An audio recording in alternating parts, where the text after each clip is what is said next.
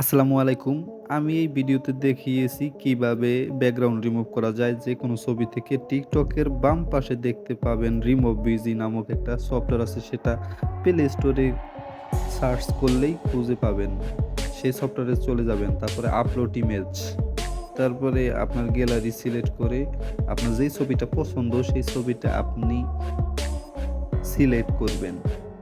Select করার পর এই যে আস্তে, আস্তে ব্যাকগ্রাউন্ড রিমুভ করতে শুরু করবে। ভিডিও যদি ভালো লাগে তাহলে সাবস্ক্রাইব করবেন এবং ভিডিওতে সুন্দর একটা লাইক করবেন। চ্যানেলটা সাবস্ক্রাইব মাস্ট বি। ডাউনলোড বাটনে ক্লিক করবেন যদি পছন্দ হয়। ওই যে আপগ্রেড করতে বলবে, কারণ আমরা আপগ্রেড করব না। কারণ টাকা লাগবে।